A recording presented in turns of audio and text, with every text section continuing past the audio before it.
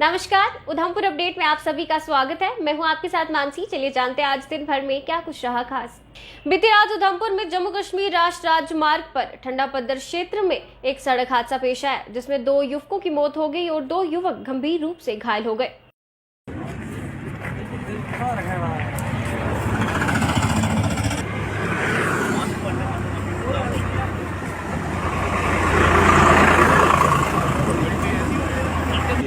ਉਹਦੇ ਮੁੜੇ ਇਹ ਰਠਿਆਣੇ ਦੇ ਮੁੰਡੇ ਇੱਕ ਇੰਡਸਟਰੀ ਦੇ ਏਡਾ ਮੁੰਡਾ ਜਿਹੜਾ ਬੱਚੇ ਦਾ ਤੇ ਇੱਕ ਰਠਿਆਣ ਦਾ ਇੱਕ ਦੋਵੇਂ ਭਰਾ ਹੈ ਨਾ ਬੈਠੇ ਤੇ ਇੱਕ ਵੀ ਡੈਥ ਹੋਈ ਦੀ ਨਿੱਕੇ ਦੀ ਫਾਰਸ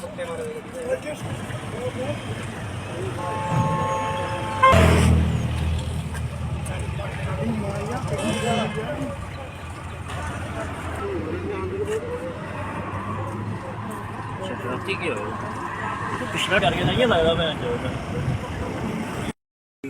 महाराज ये टायर उस साइड वाला भी देखो ना, वो भी ये साहब है चक्कर करना राती है नहीं बात से रोड ही गिल्ली हां रोड गिल्ली ही।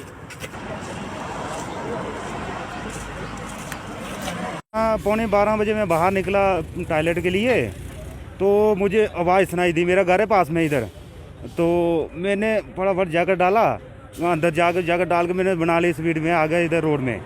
तो रोड में देखा आगे तो 4 बंदे थे, मैं अकेला ही था, मैं क्या देखता था इधर, फिर मैं क्या कर सकता। फिर बंदे इकट्ठे किए, एक गाड़ी के नीचे आया था, 2-3 साइड में पड़े थे, तो फिर उनको हमने जो गाड़ी के नीचे था 10-12 बंदे इकट्ठे हुए, फिर उसको निकाला बीच से। तो तकरीबन 11:15 बजे की बात है ये। फिर उसके बाद 2 की तो मौके पे डेथ हो गई। फिर पुलिस आई, पुलिस ने उठाए तो फिर लेके चले गए, एम्बुलेंस बुलाई थी। कितनी उम्र रही होगी? हाँ जी, उम्र कितनी रही होगी? उम्र लड़कों की ये 18-20 के अंदर होंगे। हाँ, इतनी स्पीड में थी गाड़ी? तकरीबन पलटे खाए, 3-4 पलटे खाए, गाड़ी ने स्पीड में ही थी। बीती रात उधमपुर के रठियान ईस्ट से एक चोरी का मामला सामने आया। चोरों द्वारा एक एडवोकेट के घर में सेंध लगाई गई। प्राप्त जानकारी के अनुसार लाखों का सामान चुराया गया।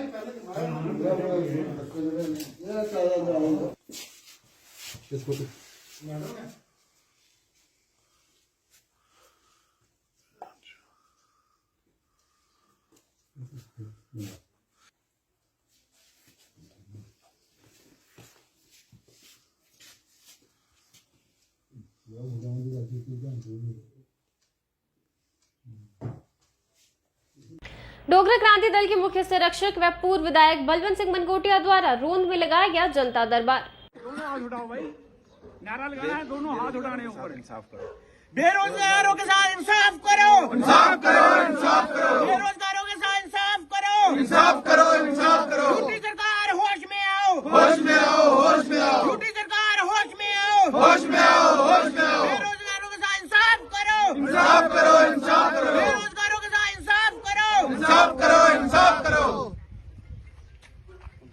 इसलिए अस राउंड के अंदर साढ़ा उधमपुर डिस्ट्रिक्ट का राउंड ग्रां एक बड़ा गै जाना पहचाना साढ़ा ग्रां है, बड़ा सेंटर पॉइंट है साढ़ा। और इत्थे अस साढ़े नौजवान और सीनियर साथी इत्थे पंचायत के मैंबर भी हैं और साढ़े सीनियर साथी भी हैं।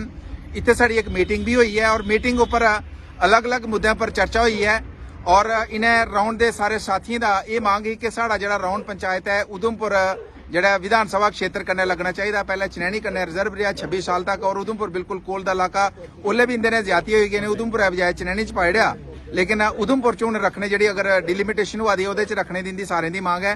कन्ने के कन्ने जेड़ा इत्थे दिखा दे कि तुस एक नारे लगा देन कि यूटी सरकार होश में आओ, तो अज तुस अखबार रेडियो टीवी के माध्यम कन्ने सारे पढ़ने मिले होना कि यूटी सरकार ने अज एक नवा फैसला किया कि 2019 को पहले जिन्नियां भी पोस्टां भरने आस्ते जेडे ना लोकें एप्लीकेशन फार्म दिते थे उन्हें सारे ही रद्द किया है और उन्हें आख्या कि ये जेडे फार्म न समाज सेवक अमन शर्मा द्वारा एक पत्रकार वार्ता की गई जिसमें उन्होंने कहा कि जिला अस्पताल अपनी कार्य प्रणाली को सुधारे। काटने के लिए और सिर्फ फोटो सेशन के लिए आप जो इनॉग्रेशन करते हैं, मैं पूछना चाहता हूं से आखिर इसकी जिम्मेवारी कौन लेता है जो लाखों करोड़ों रुपए जो है टैक्सपेयर्स की मनी बर्बाद हो रही है। आपके पास उधमपुर डिस्ट्रिक्ट हॉस्पिटल के अंदर स्टाफ नहीं है, आपने ऑक्सीजन जनरेशन प्लांट लगाया लेकिन आप उसे टेक्निकली ठीक से चला नहीं पाए। आपकी इतनी हिम्मत नहीं है कि आप उसे रेगुलर चला पाए क्योंकि बिजली का खर्चा उसका इतना होगा कि आप मेरा नाम अमन शर्मा, मैं एक सोशल एक्टिविस्ट हूँ। आज की जो पत्रकार वार्ता जो है इसका मुद्दा है जो उधर पिछले कुछ समय से उधमपुर डिस्ट्रिक्ट हॉस्पिटल स्वास्थ्य विभाग की जो कारगुजारियाँ हैं उस पर रोशनी डालना है। जैसा कि आप सब जानते हैं पिछले 1-1.5 महीने पहले लगभग उधमपुर डिस्ट्रिक्ट हॉस्पिटल में कोविड टेस्टिंग के लिए एक RT-PCR मशीन लगाई गई। 30-35 लाख की लागत से वो मशीन वहाँ पर लगाई गई। 2 दिन उस मशीन से टेस्टिंग की गई, लेकिन उसके बाद वो मशीन जो है वहाँ पर कबाड़ की तरह पड़ी हुई है क्योंकि जो 2 दिन के बाद थे जो लोग उसको चलाने वाले टेक्नीशियन थे उन्हें वापस जम्मू बुला लिया गया। मैं आखिरकार डिस्ट्रिक्ट हॉस्पिटल उधमपुर के मेडिकल सुपरिटेंडेंट से स्वास्थ्य विभाग के जो अधिकारी हैं हमारी डीसी साहिबा से ये पूछना चाहता हूं, भाई अगर आपके पास मशीन चलाने के लिए लोग नहीं थे, टेस्टिंग के लिए स्टाफ नहीं था, तो लाखों रुपया उधमपुर के और जम्मू कश्मीर के टैक्स पेयर्स की मनी का आपने बर्बाद क्यों किया। मैं आपसे ये पूछना चाहता हूं कि लगभग 1.5 साल पहले उधमपुर डिस्ट्रिक्ट हॉस्पिटल में 40-45 के करीब वेंटिलेटर्स आए। वो वेंटिलेटर्स पिछले 1.5 साल से वहां स्टोर में धूल फांक रहे हैं। आखिर किस लिए वो वेंटिलेटर एक्सेप्ट किए गए अगर आपके पास स्टाफ ही नहीं था। डेंगू के प्लेटलेट्स के लिए आपने लाखों रुपए की खर्चा करके मशीन मंगाई, लेकिन आपके पास टेस्टिंग के लिए किट्स ही नहीं है। आप जब आपके पास कोई मरीज आता है तो आप उसे सीधे जम्मू रेफर कर देते हैं और उसका बोझ जो है जीएमसी पे पड़ता है। मैं आपसे पूछना चाहता हूं भाई, अगर आप इन मशीनरियों को जब आपको वहां मंगाते हैं तो आप क्यों जो उन मशीनरीज को चलाने के लिए स्टाफ की मांग क्यों नहीं करते हैं। अगर आपके पास स्टाफ नहीं है तो आप उन मशीनरीज को कैसे चलाएंगे। ये तो सिर्फ इस तरह से हो गया कि आप एक गाड़ी खरीद लेते हैं, आपको खुद गाड़ी चलाना आती नहीं, ड्राइवर रखने की आपकी औकात नहीं, तो गाड़ी एक कबाड़ से ज्यादा क्या है। आपने जो चाइल्ड केयर जो एक यूनिट बनाई थी उसकी जो गद्दियां तक फट गई लेकिन आप उसे चालू नहीं कर पाए। मैं पूछना चाहता हूं ये लाखों करोड़ों रुपया टैक्स पेयर्स की मनी है, ये किसी के घर का पैसा नहीं है। इस बर्बादी की जो एक अकाउंटेबिलिटी है इसकी रिस्पांसिबिलिटी किसकी होगी। मैं आप लोगों से ये डिस्ट्रिक्ट एडमिनिस्ट्रेशन से पूछना चाहता हूं जो सिर्फ फीता काटने के लिए और सिर्फ फोटो सेशन के लिए जो इनॉग्रेशन करते हैं, मैं पूछना चाहता हूं से आखिर इसकी जिम्मेवारी कौन लेता है जो लाखों करोड़ों रुपए जो है टैक्स पेयर्स की मनी बर्बाद हो रही है। आपके पास उधमपुर डिस्ट्रिक्ट हॉस्पिटल के अंदर स्टाफ नहीं है, आपने ऑक्सीजन जनरेशन प्लांट लगाया लेकिन आप उसे टेक्निकली ठीक से चला नहीं पाए। आपकी इतनी हिम्मत नहीं है कि आप उसे रेगुलर चला पाए क्योंकि बिजली का खर्चा उसका इतना होगा कि आप उसको बेयर नहीं कर पाएंगे। तो मैं ये पूछना चाहता हूं कि भाई आखिर एक बात उधमपुर के लोगों को स्पष्ट करें कि ये जो आप इनॉग्रेशन करते हैं क्या ये महज कागजों को भरने के लिए करते हैं या किसी तरह की कमीशनों के लिए करते हैं। अपनी पार्टी कार्यालय में मासिक बैठक का आयोजन किया गया जिसमें कई समस्याओं पर चर्चा की गई।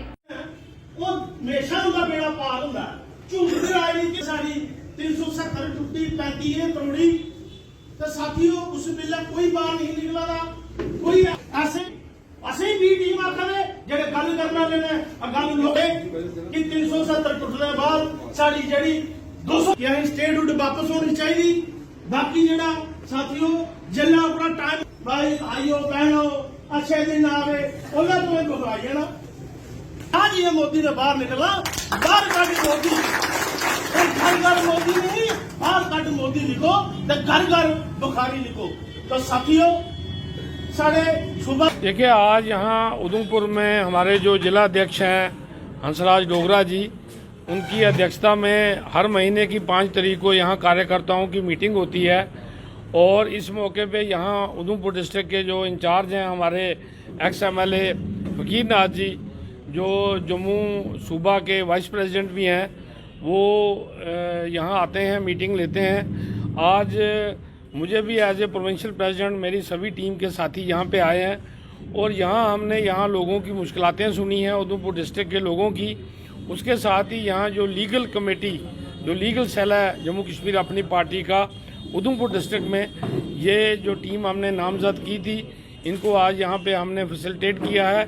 और इसी तरह कुछ नए लोग आज पार्टी के साथ जुड़ रहे हैं यहाँ, उनको भी हम पार्टी में शामिल करवाएंगे।